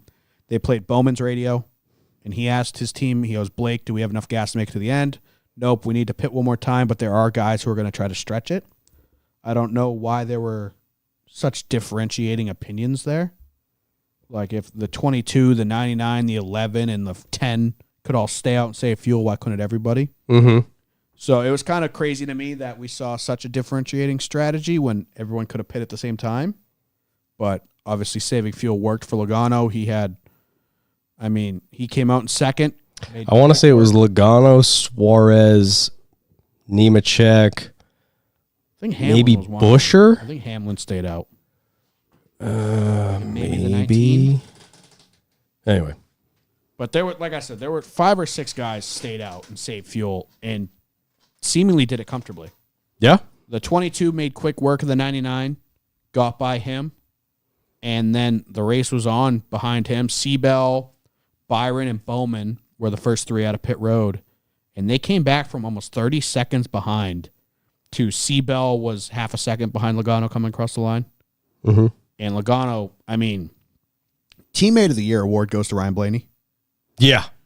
Ryan Blaney, who just went a lap down, found another gear, and decided that his whole life's goal is to push Logano.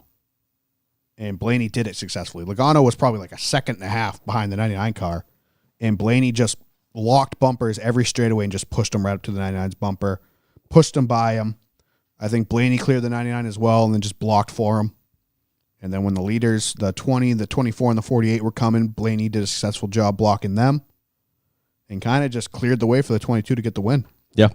And then seemingly saved enough gas to do a 5-minute burnout, a burnout through, like Dan said, through the Neon Garage, up to Victory Lane. Probably drove the car home after. Second time he's done it this season. Yeah, where they just extra large fuel line, hold an extra gallon of gas, I guess. Apparently. But yeah, Joey Logano goes from out to in to championship 4 in a week. How things can change. The even year Joey Logano conversation carries on. Yeah, I guess I'm saving him for Phoenix because he's going to win that. Apparently. If he for a mediocre at best season, I'm just not surprised that he's there. Yeah. And it sucks. I have been a diehard Bowman fan for 8 years or so. Mm-hmm. And I should be hating Joey Logano right now. Yeah. Speaking of Bowman, what a week that poor son of a bitch has had, huh? Technically, right now, people have been putting up like the playoff points as if that disqualification never happened, and Bowman would be currently tied for the cutoff line to go to the championship 4. Yeah. So that stings. Me and Joe Sanchez were talking on the Discord during the race. We're like, if Bowman wins this, we don't know what to feel. Yeah. Because it's like, hell yeah, redemption, but at the same time, it's like, oh, he'd be in the championship 4. Yep. And did you hear, we didn't talk about this yet, his story he told Bob of his Sunday night? That's what I was alluding to, said that poor son of a bitch. Yeah. Oh, my God. So for people that may not have heard, what happened to Bowman after the race? So this was, we were going out to eat when this happened, so probably 7, 8 o'clock at night or so. Mm-hmm. Yeah. Bowman gets a call from his crew chief, Blake Harris, who is still in the garage doing post-race inspection on the 48. He gets a call from Blake Harris, hey, we've been disqualified. No, he got a call that said stuff is still going on. And then he saw Bob's tweet. Oh, okay. He got the news from Bob's Twitter. So Blake tells him, hey, like, they're still inspecting our car, blah, blah, blah. Maybe there's problems, maybe there's not. We don't know the full details, but Bob was the first one because Bob is just sitting outside the garage. Yep. He live tweeted with Bowman's car in the background when he tweeted his tweet that pretty much said the 48's been disqualified, underweight. We talked about this last week, but 48's no longer going to be in the round of 8. Mm-hmm. Bowman proceeds to hang up his cell phone, looked at Twitter, and goes, oh, I'm not happy, and my phone's about to be a fucking sparkler show of text messages. Mm-hmm. He goes, my phone is about to blow up. Fuck this phone. And he threw it in his pool. Yep. He said when he threw his phone in his pool, which he didn't check for several hours, possibly the next day, who knows. He said when he threw it in the pool, the impact in probably the water sensors in his phone, when phone hit the bottom of the pool, he must have thrown it in the shallow end. When he threw it in his pool, it set off an alert to call 911 because his freaking life alert's going off saying that he's been in a car accident. Yep. Thankfully, he said there is no service at the bottom of the pool, so it was unsuccessful in trying to call 911. He seemed like he knew there was no service at the bottom of the pool. Like, dude's been in his pool trying to make phone calls before or something. Well, he's had some bad luck, so he's probably thrown that phone in the bottom of the pool before. This in his first rodeo, throwing his phone in the pool. Yeah. But he said his phone dialed 911 unsuccessfully. Lucky for him. But he said when he finally had to go, and go dig his phone out of the pool, he was a little surprised to find that.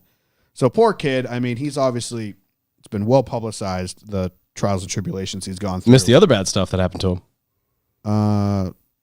No, his haircut looked fine. The next morning when he went out into his garage, one of the windows in his car's cracked. Oh, I didn't hear that. Yep, one of the windows in the car is cracked. He said, I don't know, maybe the temperature fluctuation or whatever. He didn't say what window or which car. Yeah, he threw the phone at the car. And the roof in his house was leaking. Oh, yeah, poor millionaire problems. None of that bothers me as much as him getting knocked out of the round of 8. Yeah. So, yeah, hell of a week for the kid. Obviously, it's been a rough, past 8 weeks for him with the threat of his job on the line and them stepping it up and finally getting in sync with his team and doing well. And obviously they come out, qualify 3rd for Las Vegas. They run damn near top 5 the entire race.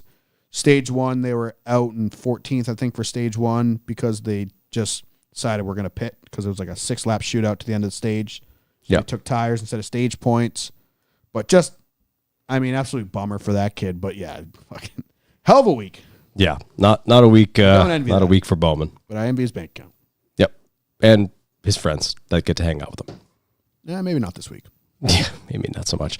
Well, let's take a look at the points and see how things shake out. Obviously, Joey Logano has locked himself into the Final Four, so one seat at the table has been taken. Looking at the rest of the lineup, we have Christopher Bell with a 42-point cushion. Looking pretty good. Kyle Larson with a 35-point cushion. Not too shabby. William Byron with a 27-point cushion. Looking at the outside looking in, Denny Hamlin is 27 points below. Tyler Reddick is 30 points below. Ryan Blaney, 47 below. And Chase Elliott, 53 points behind. It's a damn near must win for all guys under the cutoff line. I think 20-something points isn't a huge hurdle, but who do you have to take them away from? 20-something points from William Byron, who is just going to top 5 you to death. Yep. I mean, the kid, like I said before, I think this is like 6 races in a row. He's finished top 3. Yeah. Outside of a win, I think we're looking at the Final Four. Yeah. Reddick can definitely get it done this weekend. I pray to God that he does for my race picks to like if he doesn't win this weekend, I'm pretty much screwed. Yeah. Chase Elliott, I think, is the lone guy. He's very good at Martinsville. Below the cut line, but or was. I mean, the old Hendrick, car. I guess, in the 40-year anniversary, they were all good there. But I don't think we've really seen, other than Ross Chastain, a real big upset at Martinsville in the past few years. Not really. Because these cars are so... Unless you want to call like Bowman getting into Denny an upset. That was 2021. Yeah. That was years ago. Next gen era, these cars just, they're on rails at Martinsville. We don't really see crazy shit like we used to. We don't see Denny Hamlin versus Chase Elliott, Alex Bowman versus Denny Hamlin, Dale Jr. versus Denny Hamlin versus Martin Truex, Martin Truex versus Denny Hamlin. Like, we don't see a lot of these upsets. Yeah. Denny's very good at Martinsville as well, so I think he's probably got that one circled, but I bet a lot of the rest of the teams have Homestead circled as we have to do this. Yeah, but or max points the living shit out of the day. The 3 favorites here are Reddick, Bell, and Larson. Yeah. Those are the 3 guys when you look at Homestead, you go, these are these guys. Yeah. They've been saying for years, if Homestead remained the final race, Kyle Larson would have 5 championship rings. Yeah. Because he's just so freaking good there. Right. So we'll see how it shakes out. But, yeah, I don't think this is half as exciting as the Xfinity Series is going to be for the next 2 weeks. No, the Xfinity Series, I think, is more volatile. Dan is trying to correct you about Ross Chastain at Martinsville in the chat. Did you say that he won? No, I said an upset. Yeah. Yeah. His melon move got him to the Final Four. I'd consider that an upset. Yeah, I agree with you. Yeah.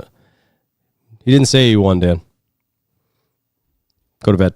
It's late. We were talking about upsets going into the Final Four. And upsets and exciting events that happen at Martinsville. Doing the Hail Melon and kicking Denny Hamlin out of the Final Four, I'd say was definitely a notable occasion.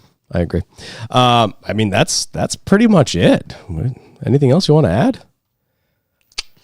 Like we said, wasn't that crazy of a race? I mean, Reddick going end over end was pretty crazy. Unfortunately, it's pretty normal now. Yeah. These next-gen cars, they need to figure out how to make them not do that. This was, I think, one of those wrecks where you look at it like the Chris Buescher one and go, yeah, it's going to happen. Yeah. Like, I mean, the crazy shit happens like this. This is the unpredictable stuff. It's the Corey LaJoie, the Michael McDowell, the Harrison Burton. Like, it's the blowovers that we don't like. Yeah. This kind of stuff, it's going to happen. You're going to catch a wheel. This is unavoidable. Yeah. Yeah. A wreck happens. There's 3 cars together sandwiched. One's got a control arm that's completely snapped off, and it's got a, lucky fin, if you will. It's going to dig into the grass and flip over. Even if that was turf, it would have dug into the turf and rolled over. Yeah, if he did that going into one of the turtles last weekend at Charlotte, there's a chance he would have flipped over. Yeah. Yeah, I don't think there's much to talk about there. That's the stuff that's unavoidable. We're driving race cars 180 miles an hour. What do you expect? So, yeah, I mean, that's it for the recap. It's going to be a fairly quick one, but what do we got for questions? If you are on the YouTubes, feel free to fire some questions in the chat. We'll see if we got anything on the old Instagram. You could always check the Disco, see if there's anything in there that's worth chit-chatting about. But let's see what we got on the Instagram. We will start from the bottom with Mr. Jet Daily. Sad to say, I placed way better than Blaney this weekend. Well, good for you. Didn't you finish 42nd, Jet? Don't know. I don't know where he finished. Nathan Danforth, what was the best Halloween costume you've seen? I've seen? That's a tall ask. That's pretty tough. Me as Prince. So my friends are putting on a Halloween party this year, and they do a theme every year. I think last year, I never participate in the themes, but one year was movies or Christmas movies or something like that, Christmas theme. Yeah, last year was Christmas theme, so everyone dressed up. My buddies did the 2 guys from Home Alone. Yep. He had like the iron print on his face and stuff like that. His wife had like the little beanie on and trench coat and stuff like that. It's pretty cool. But this year their theme is aliens. Yep. So I just want to show up as Donald Trump. Like, you're all deported. Personally, I've never done like You should. I want to so bad. My buddy Nick, who's from Colombia, he's dressing up as a illegal alien. So I'm like, I half want to just show up as Donald Trump. Just be like, you're out, deported, over the wall. You just need to make a wall out of cardboard and bring it with you. Get over it. Just put it in front of people as you walk away. E.T., go home. You're deported. But then I think about it, like, I don't want to wear a suit. My buddy many years ago dressed up as a chef and had his daughter carried her around trick or treating in a pot and had her dressed as a lobster. So that one was pretty good. There's way too many. Was right there. And Yeah, you missed it. Yep. All right, L98 Jake. I was wondering where Brad Daugherty's been. Thought he got booted for a second. He was on the broadcast this week. Yeah, he was there. We'll They see probably where. flew him in last minute because Jimmy Johnson triple decked himself this week and Yep. was going to do booth analysis, PRN, and race at the same time somehow. Yeah, they should just have him like live chat like they did on SRX. Brad Doherty's cool. I like him. Yeah, I'm interested to see what happens with JTG next He's year. a cool perspective. Yeah, that's another domino we haven't really heard fallen I'm yet. guessing they're staying. They just need sponsorship to cover it. Yeah, for sure. Sam Valley 95, favorite restaurant in your local area? Favorite restaurant in my local area? Well, in this area, I'm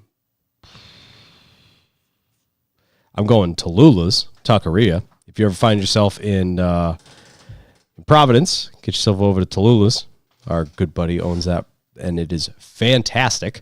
Local to me, I like to support my buddy Bobby, who owns Bates Bar and Grill on the line of Braintree and Weymouth in Massachusetts. Wonderful spot. Great sports bar-ish vibe, but incredible food. Bobby and Liz are the owners of that. Great family. Known them my whole life, or most of my life. That's about what I got. Not like a big sit down out to eat person. I don't go out to eat all that much. I like to order food, but it's normally just like pizza places. If I'm ordering food, I want just like that greasy spoon. If you're Like the shittier the food, the better. you're ordering from a new pizza place for the first time, what are you ordering? I'm getting pizza. A pizza place, so the pizza and subs.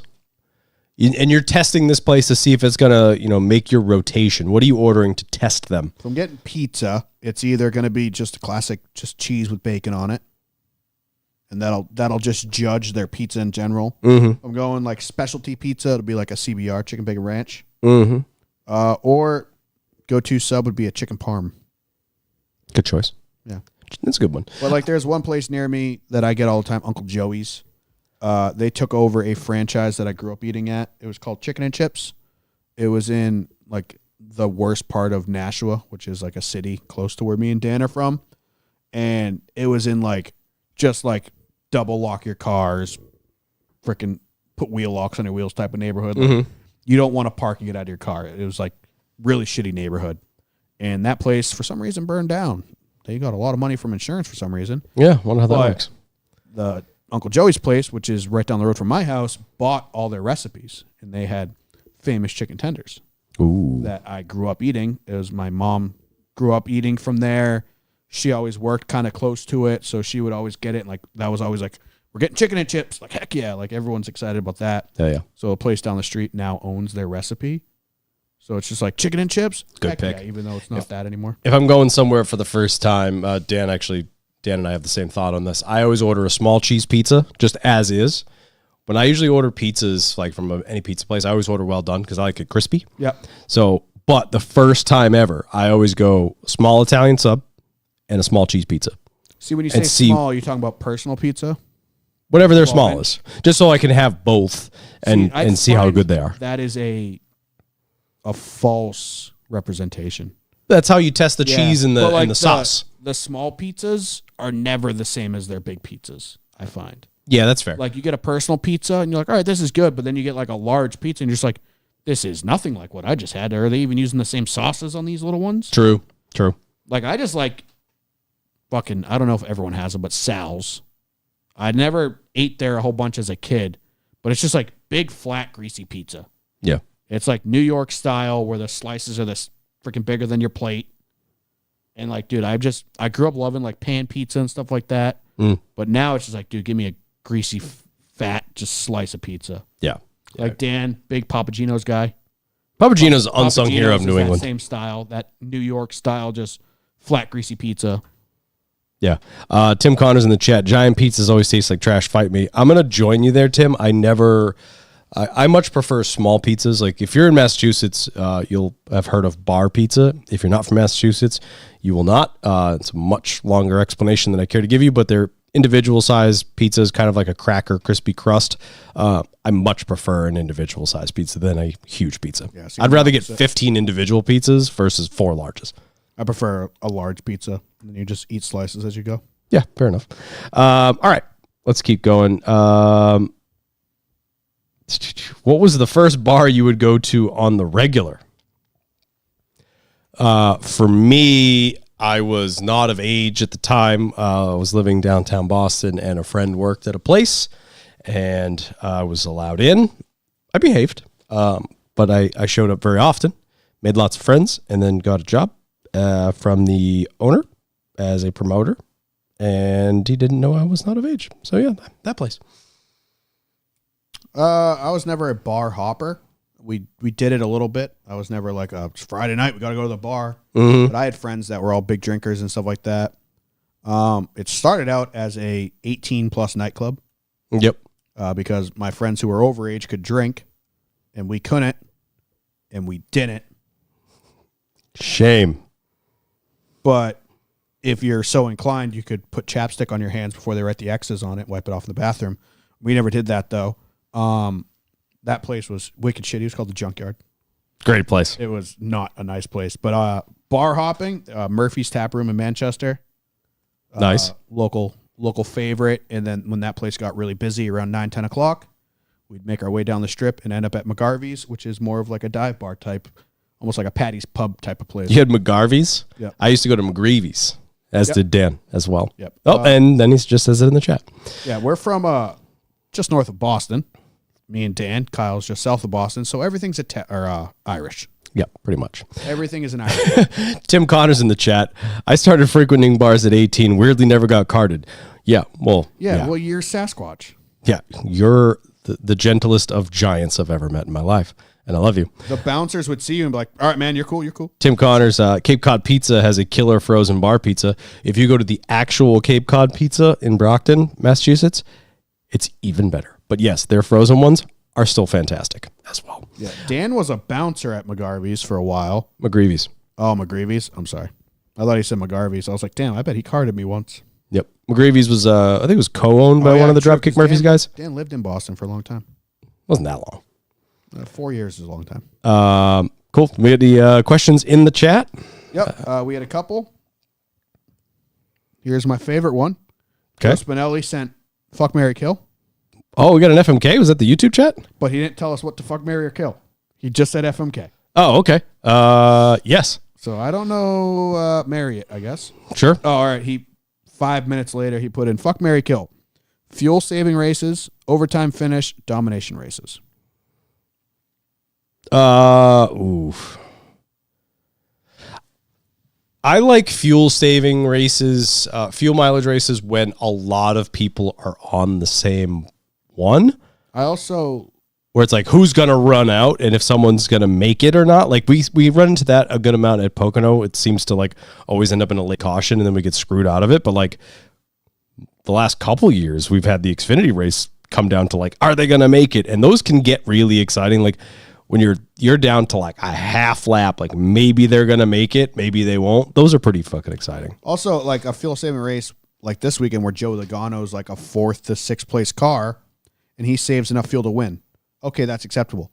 Austin Dillon winning the freaking Coke 600 when he's an 18th place car and he's the only one who's able to save enough fuel. Not a good fuel saving race. Yeah, I like fuel saving race when there's strategy and it's not just pure luck from some back marker. Yeah. Agreed. But fuck, marry, kill, fuel save, overtime, domination. I will marry a domination race, fuck a fuel saving race, kill an overtime race. Depends where the overtime race is and what the race was prior to it. Like, Yeah, that's the problem though. Like I'm going the overtime more- races can be exciting. Like if it's been a up and down race, like I don't want an overtime finish in lieu of a domination that happened. You know, it's a domination race all damn day. Someone's running away with it. Harrison Burton spins by himself with 3 laps to go, and then in overtime that person gets robbed. Like I don't want to see like that. in Arizona, for example. Like yeah, something like that. Something like But say if they built a track in Phoenix and it wasn't a complete oval, it was like kind of triangle shaped. yeah, something like that. And the guy who was about to win would have been like his last career win ever. Yeah, probably that. Yeah, something like that.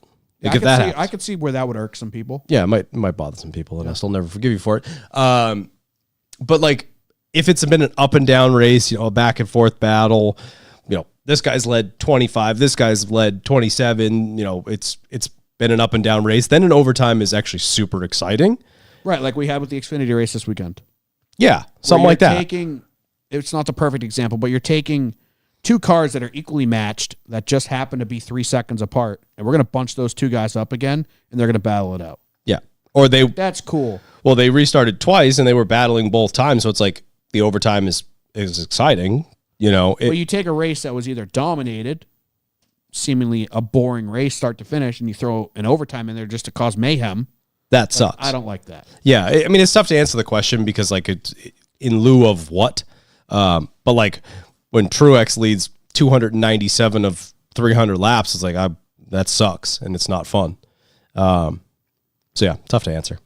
What else we got? Anything? Tim Connors, it's not really a question, but I'm going to comment on it. I really have a bad idea to turn my Trans Am into an IROC replica.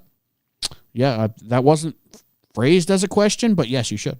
I'm going to answer that as a question. It wasn't phrased as a question, and the word bad shouldn't go in there. It should have just said, I really have ideas of how to turn my Trans Am into an IROC replica. Yeah, like I'll come over and we can throw some Crown Royal stickers on. It'll be great. Yeah, I'll help you lay the vinyl. Purple Crown Royal Jamie McMurray IROC car. I'd be down with that. Yeah, we can make that happen. That would be awesome. And it's not that hard. You just got to sticker it up. I mean, that Trans Am is already badass as it is. Let's do it. Is it the free one or the one that cost you monies? Probably about the same. Well, he got one for free because he's a son of a bitch. And then he built another one, which is equally as sick. Yeah, they're both badass. That's really it for questions. It was Cool. more Dan just interrupting everybody's comments with his own comments. There's a lot of Dan. Dan, it is 3 a.m., my friend. Go to bed. Wow. You have to be up in 3 hours. It's the free one. Do it. Mr. Tim Connors. Out of the last 20 comments, 16 of them are Dan. Go to sleep if you're bored. Well, at least we got a lot of activity in the chat. All right, well, that's going to do it up for with 3 people in it right now. a fairly quick episode of the Loose is Fast podcast. Before we sign off, follow us on everything at loosesfast_pod. You can check out the link tree in any of the bios, whether it be Instagram or Twitter or X or whatever you call it, to find the merch site. The merch site is loosesfast.myshopify.com. Share the story that Norm so beautifully makes the image for. Tag us in your story where you're listening from. Share it with a friend. Fill out a review. Buy some merch. Tell your mom that we said hi. I'm Kyle Belcher. Dan Walker. Oh, I'm sorry. I'm Kyle here. We'll catch you next week. Peace out, Girl Scouts.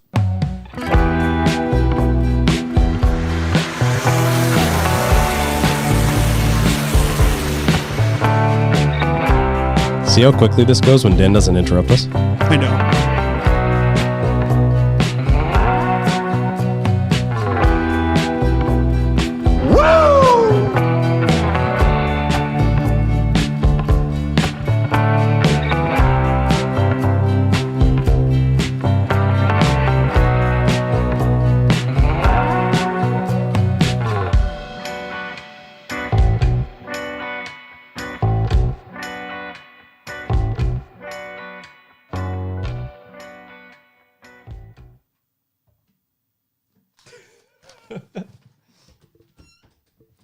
All right, bye only Dan.